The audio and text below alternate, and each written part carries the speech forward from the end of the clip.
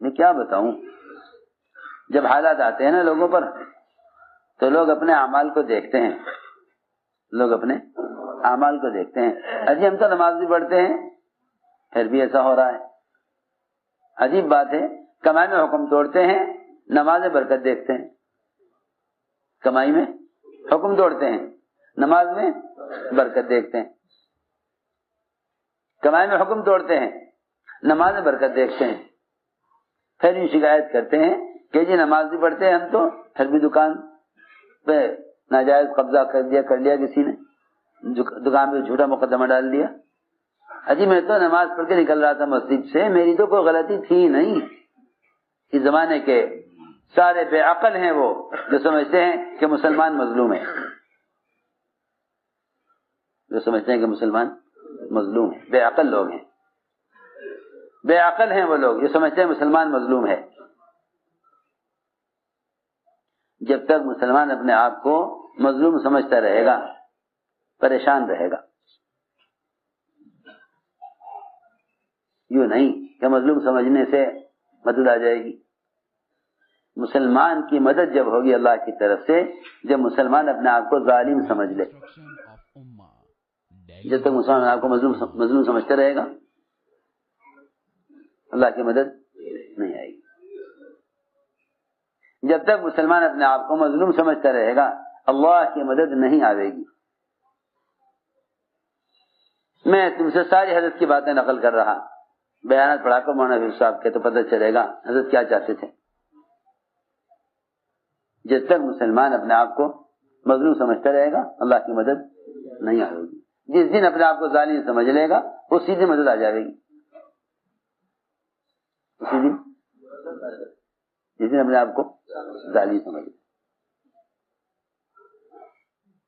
کیا بات ہے؟ بات یہ ہے پہلے مسلمان حکم توڑتا ہے، خواہش کے نقشوں میں پڑتا ہے، پھر اللہ تعالیٰ اغیار کو ان کے خواہش کے نقشوں کو توڑنے کے لیے استعمال کرتے ہیں. پھر یہ کہتا ہے دیکھو ہم مظلوم ہیں، ہمارا نقشہ توڑ دیا انہوں نے. سمجھ آ رہی بات؟ سمجھ آ رہی بات؟ میں تمہیں آسان کر کے بتاتا ہوں. مثال،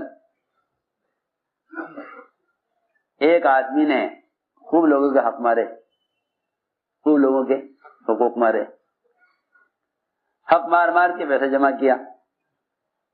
جب سارے حق والوں نے اپنے حق کا مطالبہ کیا تو حکومت نے اس کے مال کو سیل کر کے جن جن کے حقوق تھے ان کو دے دیے، ان کو دلوا دیے. جن کے حقوق تھے ان کو دلوا دیے. یہ وہاں پہنچ گیا جہاں تھا. ابھی یہ کہتا ہے کہ دیکھو جی مجھ پر ظلم ہوا ہے. کہ نہیں، تو مظلوم نہیں ہے، تو ظالم ہے، کیونکہ تو نے یہ سارا مال لوگوں سے ناحق چھینا تھا. اللہ نے کسی کو ذریعہ بنا کر تیرے مال کو، جس کو تو اپنا مال سمجھتا تھا، وہ جس کا مال تھا اللہ نے اس کے پاس پہنچا دیا.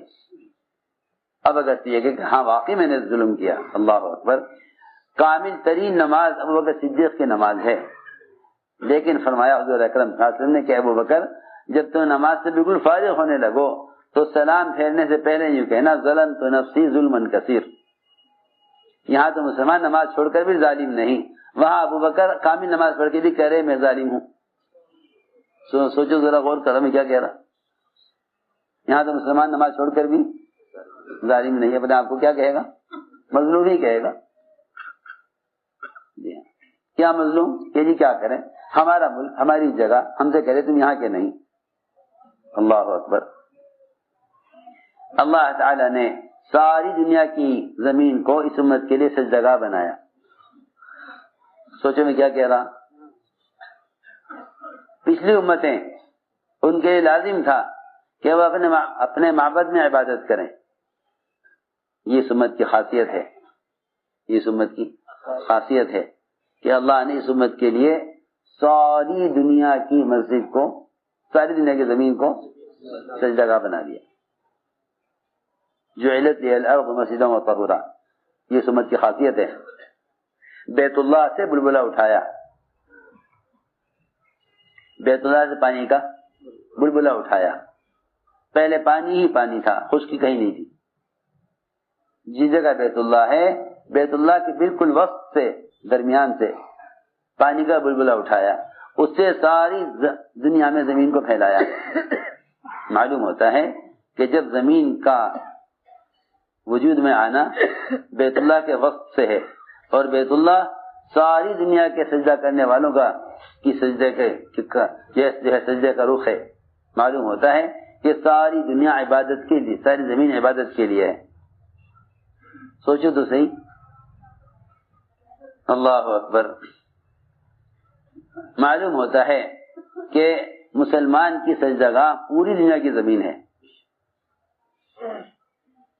تو یہ مسلمان نے سجدہ ہی چھوڑ دیا، یہ مسلمان نے سجدہ ہی چھوڑ دیا، تو جو زمین سجدہ گاہ بنائی گئی تھی اس امت کے لیے، وہ زمین ان کے پاس کہاں رہے گی پھر؟ یہ سیدھی بات ہے.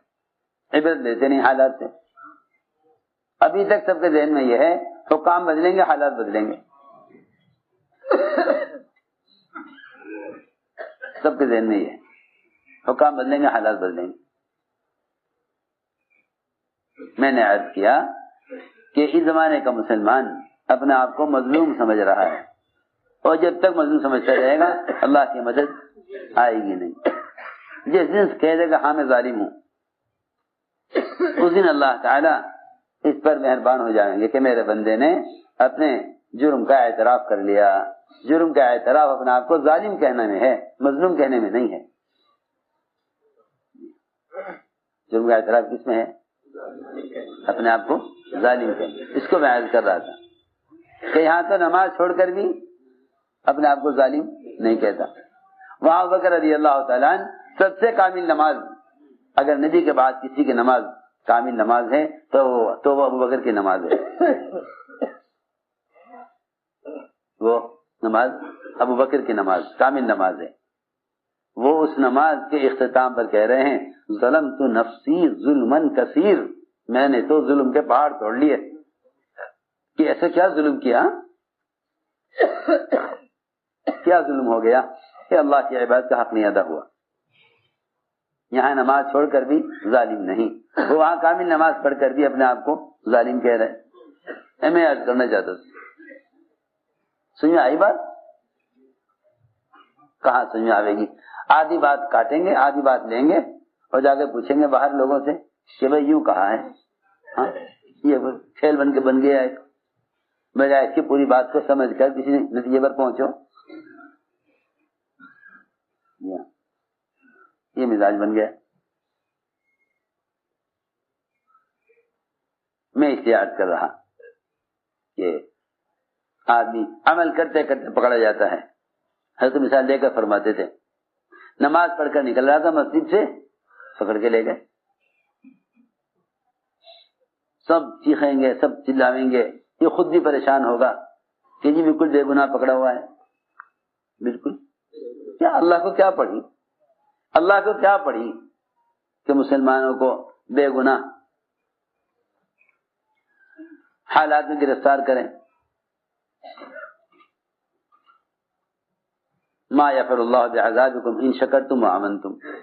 ہمارے صاحب یہ آیت بہت پڑھتے تھے، بار بار پڑھتے تھے کہ اللہ کریں گے کیا تمہیں عذاب دے کے، اگر تم دو چیزوں پر آ جاؤ، شکر پر آ جاؤ اور ایمان لے آؤ، تو اطاعت پر آ جاؤ، شکر پر آ جاؤ، تو اللہ تمہیں عذاب کیوں دیں گے؟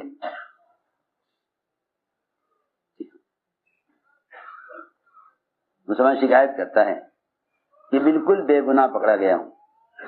حضرت مثال دیتے فرماتے کہ ایک آدمی نے ایک بتی کاٹ لی، لال بتی گزر گیا، اگلی لال بتی آئی اسے بھی کاٹ گیا، اور وہاں لگے ہوئے ہیں کیمرے.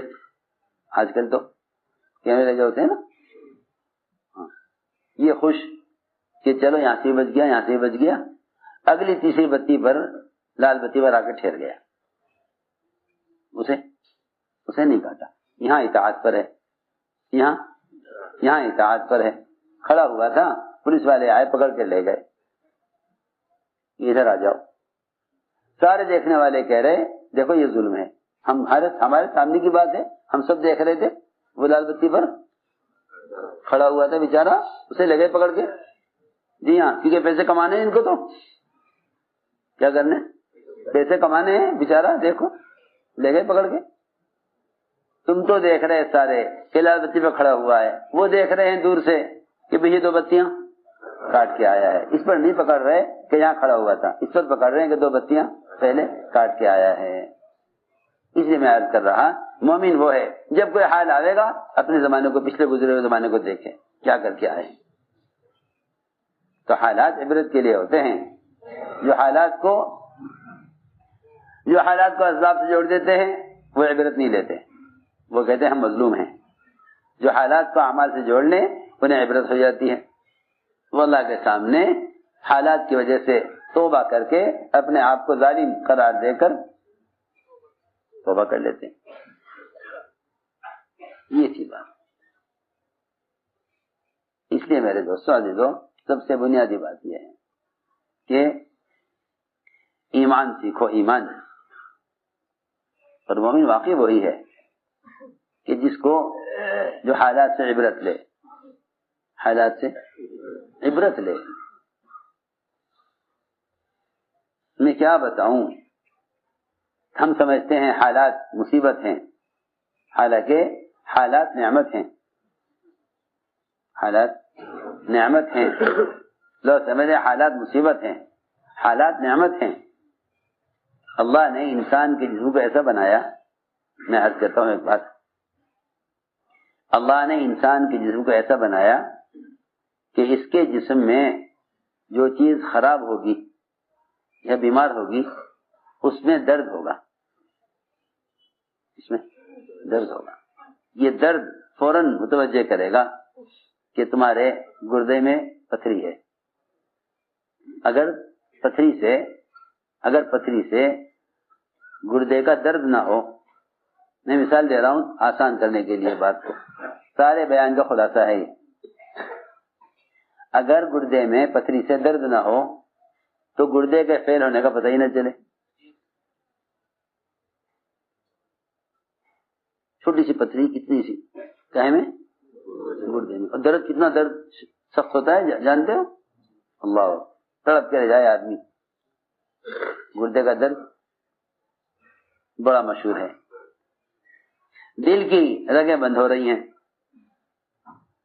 خون کے آنے جانے کی، اللہ تعالی وہاں درد پیدا کرتے ہیں تاکہ جلدی سے علاج کر کے اس کی رگوں کو کھول دیا جائے. پورے بدن کا یہ حال ہے،